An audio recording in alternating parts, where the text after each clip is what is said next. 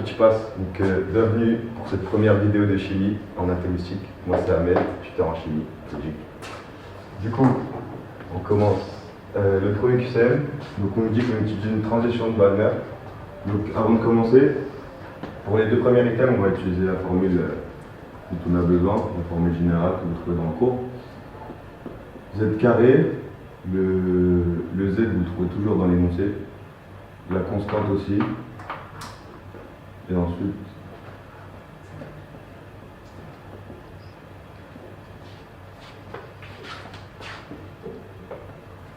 donc nous, on nous donne déjà dans l'énoncé le N final. Donc on cherche le N initial. Donc on va diluer un peu la formule. On passe le Z carré et le RH de l'autre côté.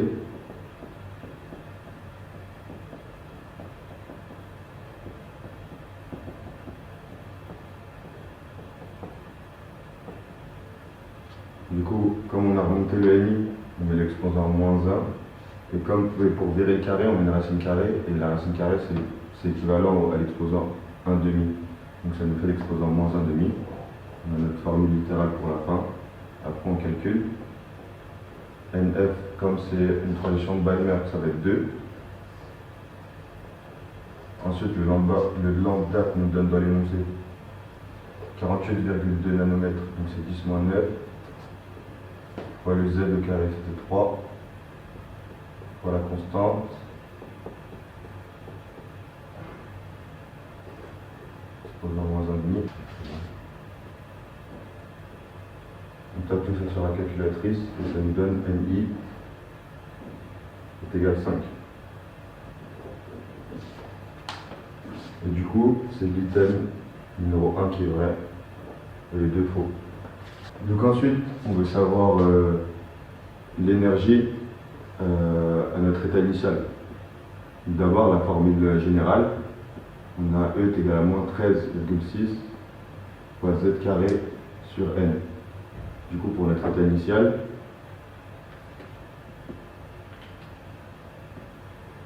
on a juste à mettre le N à l'état initial.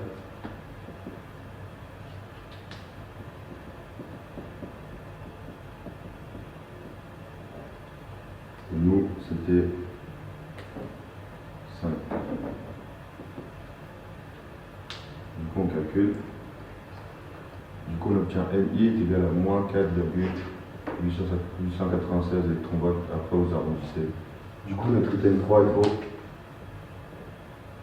Ensuite, on fait la même, mais pour l'état final. Donc, on va juste remplacer notre N qui était là par celui à l'état final.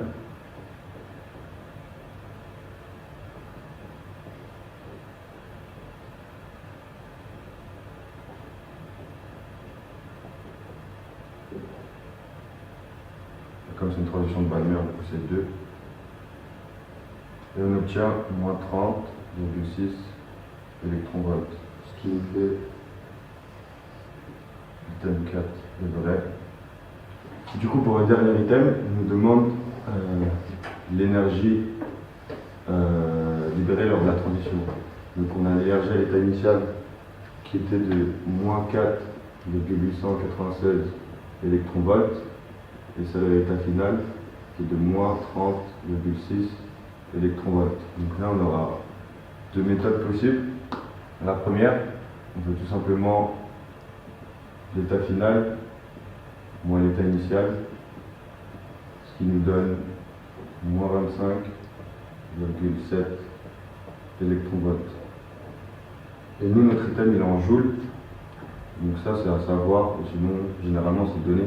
Mais 1 électronvolt est égal à 1,6 10-19 joules. Donc après on fait un produit en croix et on obtient moins 4,13 10-19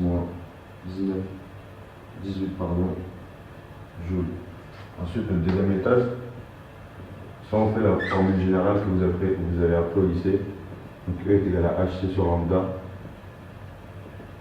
avec la constante de Planck, 6,63 10-34. Pour la célérité de la lumière.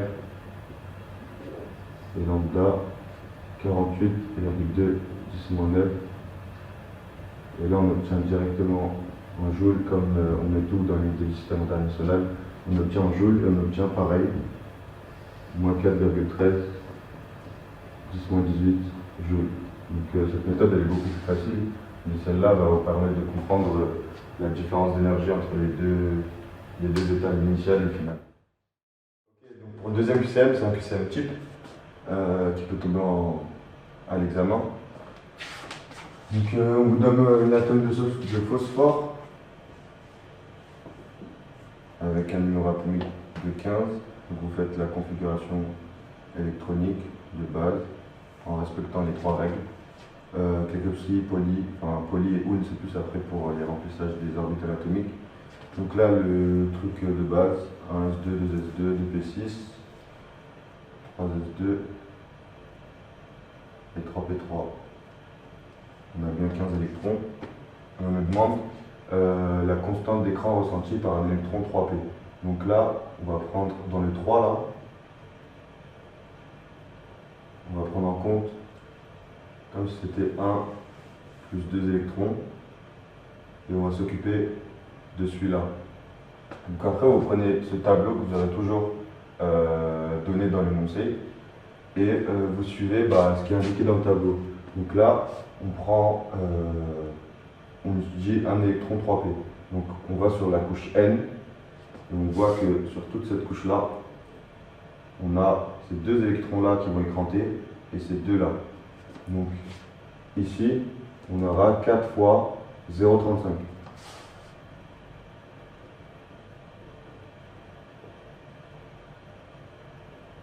Ensuite, on a ici cette couche-là qui va écranter. Sauf que là, comme ici on est n égale 3, n est égal 2, on va faire n-1. Donc on va prendre ce 0,85 et comme on en a 8 fois 0,85. Ensuite, pareil, du coup, 1 c'est n est égal 2, on regarde ici, ça correspond bien à S et P, donc on fait plus 2. Et on trouve une constante d'écran de 10,2. Ensuite, souvent, à la deuxième partie de l'exercice, on vous demande de calculer la charge effective, donc Z étoile. Celle-là, formule toute simple, pareil, vous l'avez tout le temps dans le cours. Z moins sigma. Donc ici, on aura 15 moins 10,2. Donc une constante effective de 4,8. Et ensuite la troisième partie de l'exercice. Ensuite du coup la troisième partie de l'exercice qu'on vous demandera souvent dans un QCM, c'est de calculer l'énergie correspondante. Donc pareil comme dans le premier QCM, la formule générale, moins 13,6 Z carré sur N, sauf que là, comme ça concerne l'électron écranté, on prend le Z étoile, qui est de 4,8. Donc après on calcule.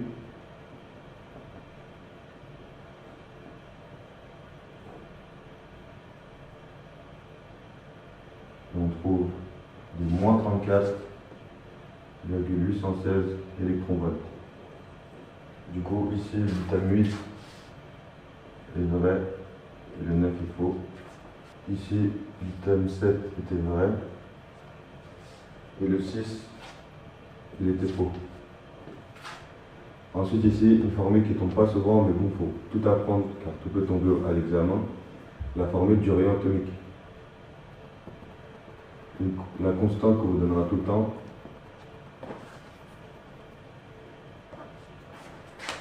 Fois n carré sur le Z effectif.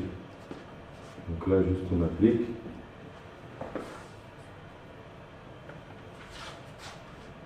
La constante, elle est donnée en picomètre. Normalement, on met 10-12, mais on va le laisser pour qu'on ait ensuite le rayon atomique en picomètre lui aussi. N, comme c'est pour l'électron 3p, donc 3 au carré. Et Z effectif, qui était de 4,8. Donc ensuite, pareil, on calcule et on trouve un rayon atomique de 99,2 picomètres. Et donc, notre item 10 est bien là. Ok, donc ici, pour le troisième QCM, c'est aussi un QCM type. On va dérouler toute une méthode. Donc, c'est pour la molécule SO4 2-. Tout d'abord, avant toute chose, on va déterminer la configuration électronique de chaque atome. Donc 1s2, 2s2, 2p6, 3s2, 3p4. Et on va encadrer nos électrons de valence. Ensuite, pareil pour l'atome d'oxygène.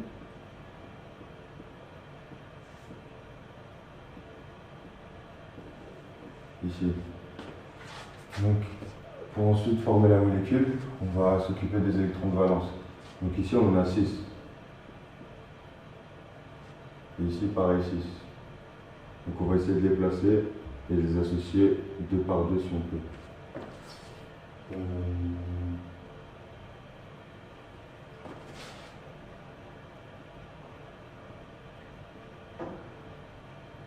Donc ici, on aura un doublé non-ion qui se forme, et ces 2 électrons, on les laisse, qui formeront ensuite des liaisons dans la molécule. Pour l'atome d'oxygène, on fait la même, on place nos électrons, et là, pareil, on aura 2 doublés non-liants, et ensuite 2 électrons seuls qui formeront ensuite des liaisons. Bonjour à tous, petit changement d'interlocuteur pour la dernière question. Donc il s'agit de dessiner la formule de Lewis de SO4 de Mans. Pour dessiner la formule de Lewis de SO4 de Mans, on commence toujours par dessiner la formule de Lewis de SO4H2, car on ne dessine jamais la formule de Lewis des ions, parce que sinon on se perd un peu sur l'endroit où on va mettre les charges.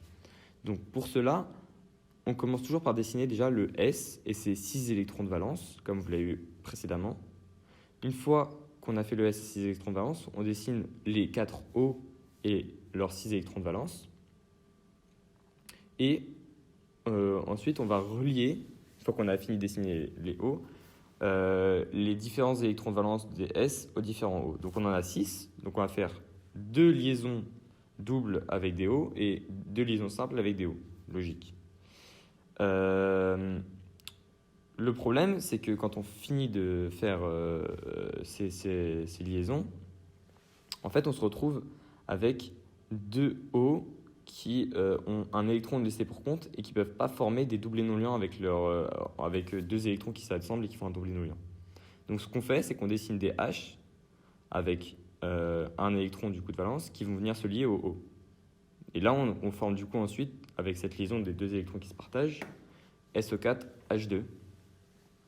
Et une fois qu'on a dessiné SO4H2, nous, ce qu'on veut, c'est SO4 2-. Donc, ça veut dire qu'il faut retirer les H. Comment on fait cela? En fait, c'est un OH- qui va venir capter le H qui est restant. Donc, comment ça se fait?